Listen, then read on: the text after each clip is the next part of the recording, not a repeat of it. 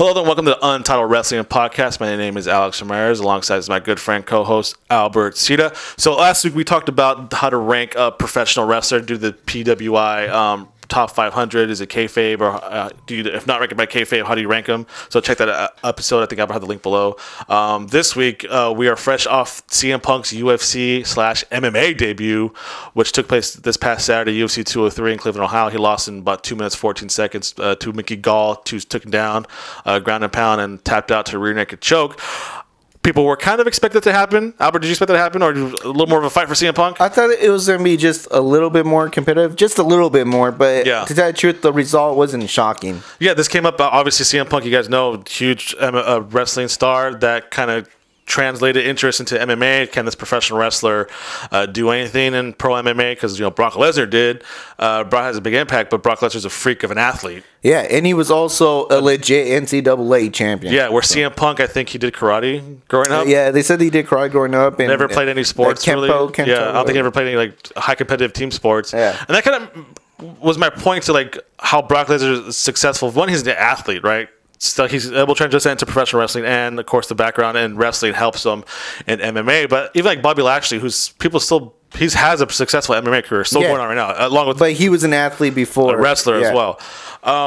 So kind of my point too, CM Punk, especially when he's a wrestler. Yeah, good on the mic. I was never a fan of him. Good in-ring skills, but he never came across as an athlete. I think people confuse being tough and being an athlete. Yeah. Especially in professional wrestling. Yeah, especially in professional wrestling. Almost every pro wrestler, excluding maybe a very few, are tough. Those guys go day in, day out, really punch. They're tough guys. Does not mean they're athletes. Yeah. They didn't have some kind of athletic background. Yeah. There's only, I would say, half the roster is truly athletic. Yeah. And the other half is just tough. Because I don't think being an athlete and being a wrestler are hand in hand. Exclusive, right? Yeah. They have to go. It helps. You get guys current guys like Dolph Ziggler, who wrestled, I think. Yeah. And then who is an athlete? Chad Gable. Was it Jordan? Athlete, but the guys in the past, Macho Man played professional sports. Kevin Nash played high level basketball.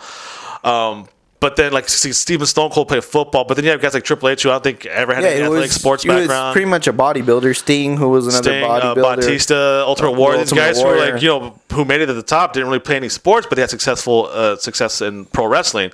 Same thing with Sheamus. I don't think he played any sports. I could be wrong, but these guys who don't really convey athleticism. That's what CM Punk. I had doubts about his abilities in the octagon because, one, he never had any background at all in any type of martial arts, and two, he didn't have any athletic background either in any type of competitive sport. Actually, Sheamus played rugby. Rugby, okay. So, but even then, can rugby be translated into some kind of combat sport? Yeah.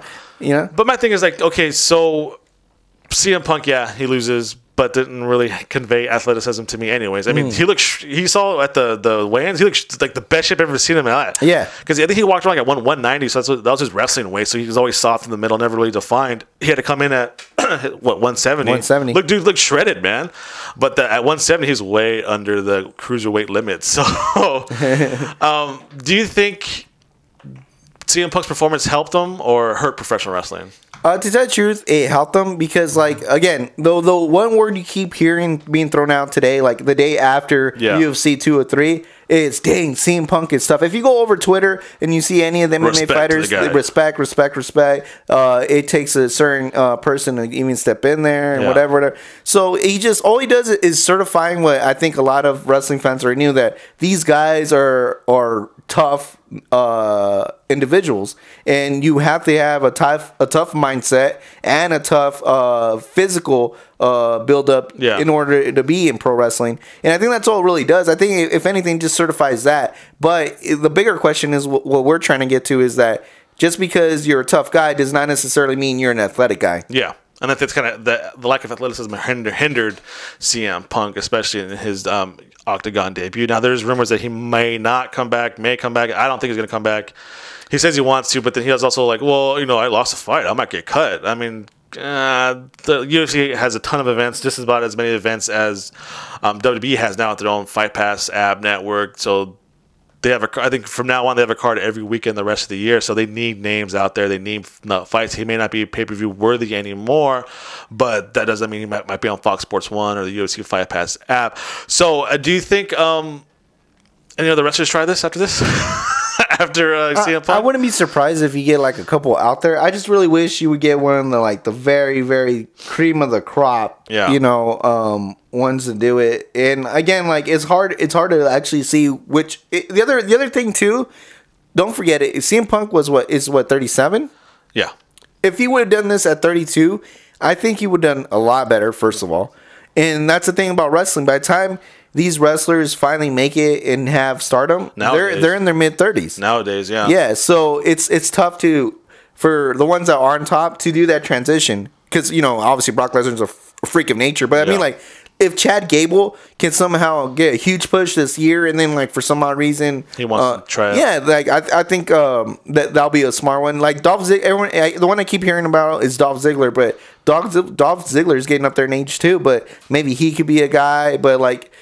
I really want someone to have like an actual certified athletic background in some way. Well, I remember like when Brock Lesnar first came on the MMA scene, one of the ones were obviously Kurt Angle, but his neck is just so jacked up that he can't even, I don't think he can survive a training camp, to tell you the truth. Yeah.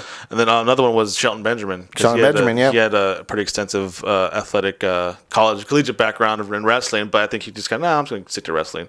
So as of right now, the lone one, nobody gives him credit for this. Nobody ever talks about it, but the only one representing professional wrestling, all you professional wrestling fans, is the only guy representing us. Say it. In MMA is Bobby Lashley, man.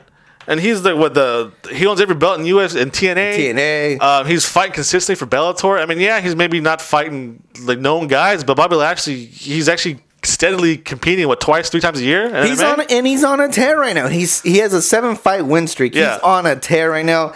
His last fight was against James Thompson, but come on, guys, that was kind of an iffy loss. And even his first loss against Chad Griggs, that was kind of an iffy loss too. But other than that, he has been very dominant in the MMA scene. And yeah, you're right. He doesn't get that much respect, that much love out there, and he's tearing up Bellator. Sure, that's what I'm saying. Yeah, and just to let you know, he redeemed his last loss. So he lost to James Thompson, and then he TKO'd him recently. So he's been tearing it up in Bellator. He has 4 wins in Bellator. Yeah, you might not have heard of Josh Burns or Dan Charles, but guess what? He beat him. In Bellator. But then again, did we know who Mickey Gall was really? Nope. So there you go. And he's actually going to fight in Bellator in October 21st. But yeah, I don't see the hype behind that. And he's TNA World Champion. Yeah, he's never on any of the internet marks or anything like that. Well, I mean, come on. Yeah, but his promos still suck, man. Haters, bro. I'm this year. Starting from now on, I am on the Bobby Lashley. I am gonna just try and get him. I'm talking about the show every week with a Bobby Lashley update because this guy's doing it both. He's representing professional wrestling fans and MMA. Come on, guys, get behind Bobby Lashley. If Bobby Lashley can win the Bellator championship, dude. UFC and WWE try to get Bobby Lashley. If TNA should be smart, not Billy Corgan. They should. If that happens, you get that TNA belt on him right before that fight starts. If he enters the Bellator Heavyweight Championship, he better have that TNA strap on him too as well. Because imagine that the first person ever to hold a professional wrestling and a major combat title simultaneously. Because Brock Lesnar did not get that accomplished. No, he could. So that'll be something that no one has ever done. That would be amazing. That would be like the ultimate in professional wrestling. Then you can't like Bobby Lashley. WWE Hall of Fame, right? Just on that alone. Yeah, so I think that's pretty much it for this week. Anything else you want to talk about? No, but I think it's a very cool topic to even bring up because, again, I think a lot of people confuse toughness with athleticism. Yeah, even with Seth Rollins, he just did wrestling, right? I think he does CrossFit. Yeah, he does CrossFit. The guy is super. I mean, that's what's crazy. Like, yeah, obviously he's athletic because he does CrossFit. Yeah, but again. It's just some guys just physical ability. I guess it's kind of like you really don't know, but I mean, yeah, I think it helps you that you play the team sports in the back, like a Macho Man and all that stuff. But I mean, it doesn't really equal success in professional wrestling. So that's it for this week. Thanks everybody for listening. Check out 5 Round MMA if you like more MMA stuff. 5roundmma.com. We do our podcast weekly. We talk more in depth about CM Punk with our other good co-hosts. That's it. Alex Ramirez, Albert Cito, we're out.